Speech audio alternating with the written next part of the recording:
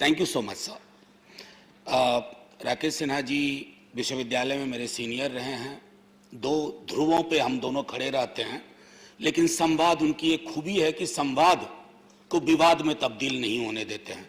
तो पहला शेर अर्ज किया है आपके माध्यम से माननीय मूवर ऑफ द रेजोल्यूशन को, नहीं निगाह में मंजिल तो जुस्तजू ही सही, नहीं विसाल मयस्सर तो आरजू ही सही, न तन में खून फराहम, न तन में खून फराहम, न अश्क आंखों में, नमाज शौक तो वाजिब है बेवजू ही सही। ये फैज का था सर, फैज अहमद फैज का। अब इनको इंडिक ट्रेडिशन में हम कहां रखेंगे कि या त्याग देंगे पता नहीं, अब तो फैसला आने वाली पीढ़ियां करेंगी। हमारे दोस्त अमर पटनायक जी ने कुछ मामला आसान किया, कुछ जवाहर सरकार जी ने।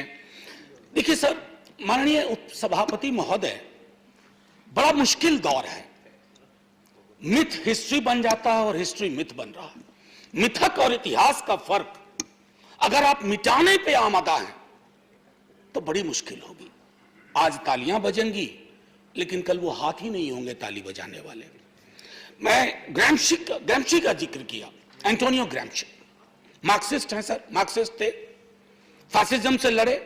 हेजिमनी का जिक्र किया अमर पटनायक जी ने, लेकिन एक काउंटर हेजिमनी हुआ करती है जो हेजिमनी को चैलेंज करती है, और उसका केंद्र आमतौर पर शिक्षण संस्थान विश्वविद्यालय होते हैं।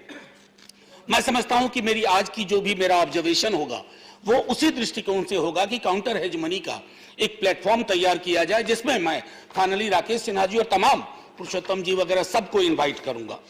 सर, अमर पटनायक जी ने एक और बात कही, वो था कल्चरल रिलेटिविज्म। उसके विपरीत एक कॉन्सेप्ट है इथनोसेंट्रिज्म। हम में से अधिकांश को लगता है ना कि हम जिस संस्कृति और सभ्यता में पले बढ़े हैं, दूसरों को तौलने का पैमाना भी वही होना चाहिए। ये टेम्पटेशन है सर, कई सभ्यताओं को ये टेम्पटेशन खा गया, लील गया। हमें इस टेम्पटेशन से बचते हुए कल्चरल रिलेटिविज्म को हमेशा तरजीह देनी चाहिए, तभी कुछ बात बनेगी। अब जैसे मैं एक बात कहूं, बाबा साहब भीमराव अंबेडकर कभी, माननीय उपसभापति महोदय, मैकॉले को हम काफी मैं समझता हूं तंज करके रेफर करते हैं, लेकिन कभी हम लोग को यह सोचना चाहिए कि दलित बहुजन चिंतक मैकॉले पे तंज क्यों नहीं करते हैं। वो क्यों मानते हैं कि मैकॉले ने कुछ द्वार भी खोले। मैं बाबा साहब की बात कर रहा हूं। बाबा साहब was of the view that India's future lies in western education and western institution. तो बाबा साहब पर तो माला पहनाई जाए, उन पर फिल्में बनाई जाए, लेकिन उनके विचारों को आत्मसात ना किया जाए, क्योंकि आपके एथनोसेंट्रिक अप्रोच को बाबा साहब चैलेंज करते हैं, उसको धूल धूसरित करने की कोशिश करते हैं। ये इस तरह के कॉन्ट्रडिक्शन में मैं समझता हूं न सिर्फ खुद इन कॉन्ट्रडिक्शन का बाबा साहब ने जिक्र किया, बल्कि इन कॉन्ट्रडिक्शंस को एक आंदोलन, उन्होंने बिला वजह नहीं कहा था सर, एजुकेट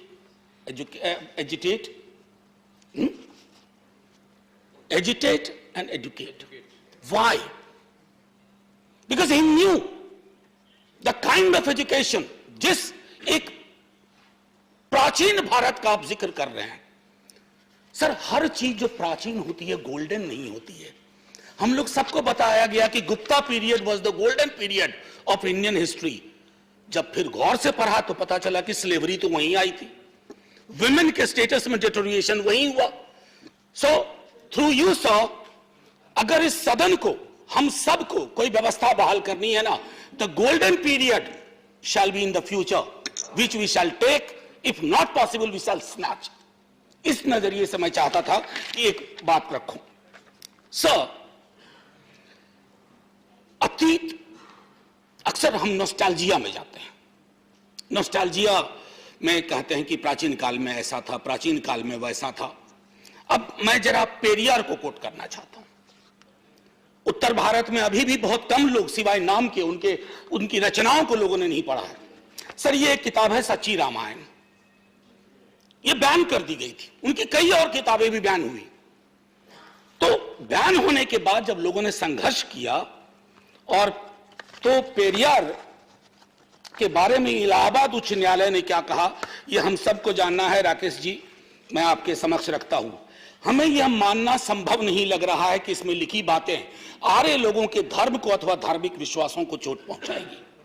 लेखक का उद्देश्य जानबूझकर हिंदुओं की भावनाओं को ठेस पहुंचाने की बजाय अपनी जाति के साथ हुए अन्याय को दिखलाना भी तो हो सकता है। निश्चय ही ऐसा करना असंवैधानिक नहीं माना जा सकता है। ये इलाहाबाद उच्च न्यायालय का।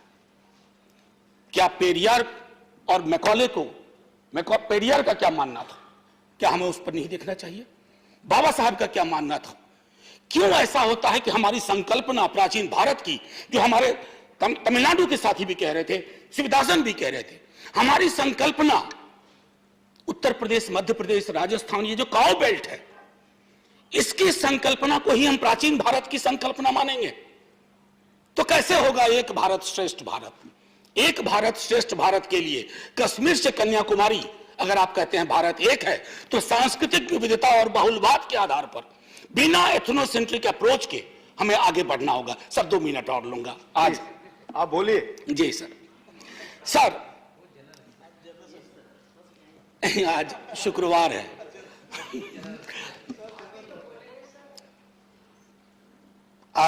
मैंने कहा ना कि अतीत की उल्टे पांव की यात्रा। अब एक चीज होती है क्रिटिकल पेडागॉजी। सर एजुकेशन के कई डिफिनेशन हो सकते हैं, लेकिन अल्टीमेट परिभाषा क्या है? Education should be an instrument for emancipation. वो लोगों को आजाद करे कई तरह के बंधनों से, वैचारिक बंधन हो, धार्मिक बंधन हो या किसी प्रकार के बंधन हो। मैं 2 चीज रेफर करना चाहूंगा यहां आपके माध्यम से माननीय सभापति महोदय। 2 किताब, एक मणिमुग्ध शर्मा ने लिखी अल्लाहू अकबर। उन्होंने अकबर को कंटेम्पररी कंटेक्स्ट में उसको समझने की कोशिश की। और दूसरा हमारे जयराम रमेश जी हैं, the light of Asia, the poem that defined Buddha. मैं आग्रह करूंगा कि उसको पढ़ा जाए, इन किताबों को पढ़ा जाए। संदर्भ व्यापक होगा सर। हम तो कहते हैं वैश्विक दृष्टिकोण के हैं। विश्वविद्यालय में विश्व शब्द क्यों पहले आता है? ऐसे ही नहीं आता है यूनिवर्सिटी का अनुवाद विश्वविद्यालय। दर्शन वैश्विक होना चाहिए, साइंटिफिक टेम्परामेंट होना चाहिए, अन्यथा तुलसीराम को जो आत्मकथाएं लिखनी पड़ी वो ना लिखनी पड़ती, ओम प्रकाश वाल्मीकि को जूठन नहीं लिखना पड़ता, और रोहित वेमुला को दुनिया से जाना नहीं पड़ता। ये हमारी हकीकत है। मैं ये नहीं कहता कि शायद आपने ये हकीकत पैदा की, लेकिन पैदा हुई इस हकीकत को के खात्मे के लिए हमने साझा रूप से कुछ नहीं किया। हम कंफर्टेबल हैं इस हकीकत से, कंफर्टेबल हो गए। अरे जाति है कि जाति नहीं, स्वीकार कर लिया। क्यों नहीं जा रही? यानी कि ये प्रिविलेज का बंटवारा है। जो प्रिविलेज्ड हैं उनको खुशी है कि रिचुअल सिंबॉलिक बातें बोल करके बाकी बनी रहे जाति। इसी सदन में जितने लोग होंगे उनमें से कई को शिक्षा के लिए जो संघर्ष करना पड़ा होगा, हम में से बहुतों को नहीं करना पड़ा। राकेश जी को नहीं करना पड़ा होगा, मुझे नहीं करना पड़ा, क्योंकि वो जो अंग्रेजी की कहावत है ना, एक line, there is nothing in name.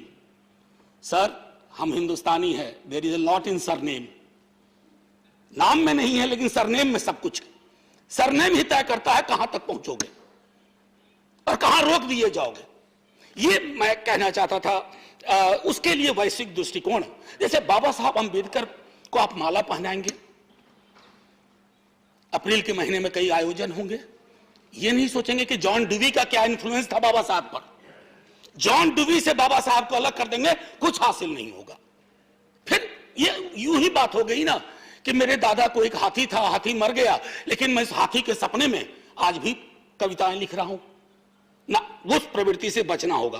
फिर मैं कहना चाहता हूं सावित्रीबाई फुले ने मैकॉले के बारे में क्या कहा, मॉडर्न एजुकेशन के बारे में क्या कहा, इंग्लिश इंस्टीट्यूशन और एजुकेशन के बारे में क्या कहा। पेरियार, सावित्रीबाई फुले, ज्योतिबा फुले, बाबा साहब भीमराव अंबेडकर, आप एक साझा सोच देखिए। क्यों हमारे दलित बहुजन चिंतक उस तरह से नहीं सोचते हैं जैसा आप सोच रहे हैं, जैसा आपका रेजोल्यूशन सोच रहा है? कहीं तो लोचा है केमिकल। ऐसा क्यों हो रहा है? उसको एड्रेस करने की जरूरत है। सर क्वालिटी आज भी हमारे यहाँ क्वालिटी ऑफ एजुकेशन की बात नहीं होती है।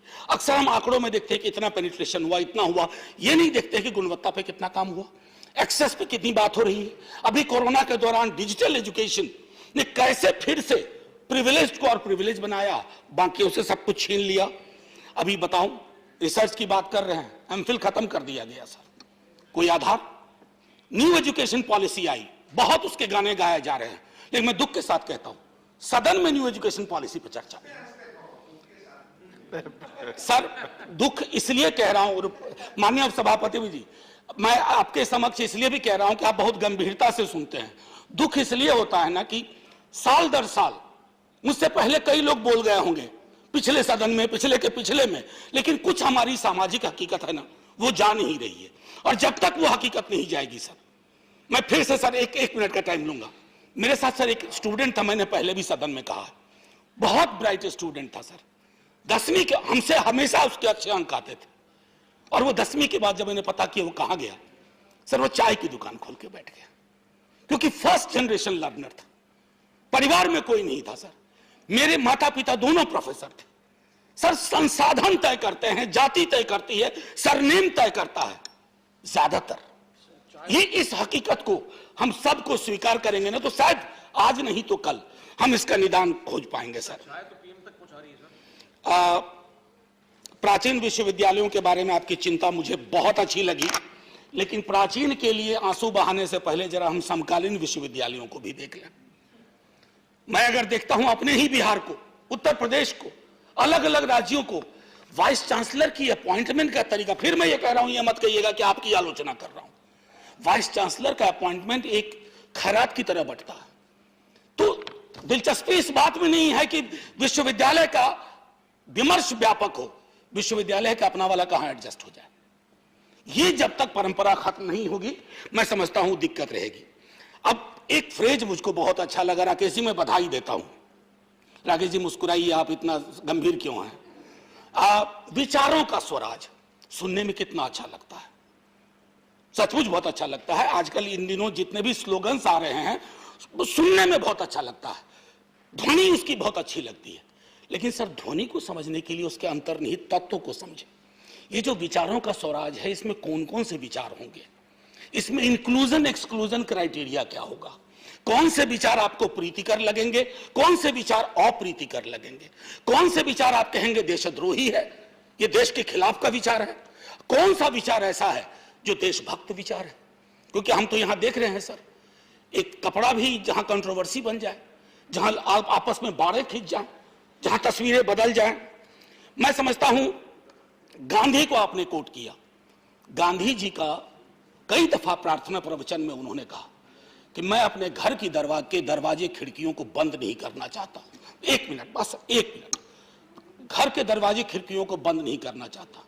क्यों बंद करना चाहते हैं हम? हमें नहीं बंद करना चाहिए। वेस्टर्न एजुकेशन, वेस्टर्न इंस्टीट्यूशन ने बहुत सारी चीजें दी हैं। मैं तो यह भी मानता हूं कि डेमोक्रेसी का जो स्वरूप हमारा पहले था और जो स्वरूप आज है, क्या उसमें फर्क नहीं है? फर्क है। मैं इसलिए कह रहा हूं कि अगर अपनी ट्रेडिशन पे गर्व जरूर होना चाहिए, लेकिन नजरिया क्रिटिकल होना चाहिए। और गांधी ने कॉम्पोजिट नेशन की भी बात की थी। सर एक आखिरी कहूंगा, वो इसलिए, एंड आई कोट,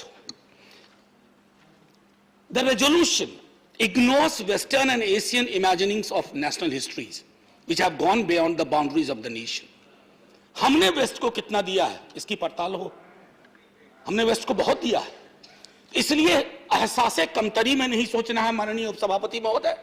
और मेरा मानना है कि ऐसी व्यवस्थाएं हों, जैसे रिसर्च इंस्टीट्यूट की जो बात आपने की है वो बहुत बढ़िया है, लेकिन वहां भी ये तय होना चाहिए एक्सक्लूजन इंक्लूजन का क्राइटेरिया क्या है। अगर हम वो नहीं करेंगे तो इंडियननेस के नाम पर कहीं ऐसा ना हो कि एक बहुत संकीर्ण दायरे की सोच में उल्टे पांव की यात्रा करते रहें। और उल्टे पांव की यात्रा के साथ सबसे बड़ी दिक्कत है ना सर, कि आपको पता नहीं होता है कि कब आप खाई में गिर जाते हैं। बस इन्हीं शब्दों के साथ मैं इस रेजोल्यूशन पर अपनी आपत्ति दर्ज कर रहा हूं। इसके कुछ तत्व पर, इसके मर्म पर नहीं, बस व्यवस्थाएं ऐसी हो कि फिर से एजुकेशन कुछ प्रिविलेज्ड वर्गों के हाथ का की मुट्ठी की चीजें ना हो जाए, क्योंकि एजुकेशन ने इमेंसिपेशन के लिए काफी कुछ किया है, उसका डेमोक्रेटाइजेशन हुआ है। अगर इस तरह की पद्धतियों से हम आगे चलेंगे तो वो डेमोक्रेटाइजेशन का प्रोसेस रुक जाएगा सर। और राकेश जी, एक और आपके लिए आखिरी, अब भीख मांगने के तरीके बदल गए, लाजिम नहीं कि हाथ में कासा दिखाई दे। जय हिंद सर। धन्यवाद। माननीय संजय सिंह जी।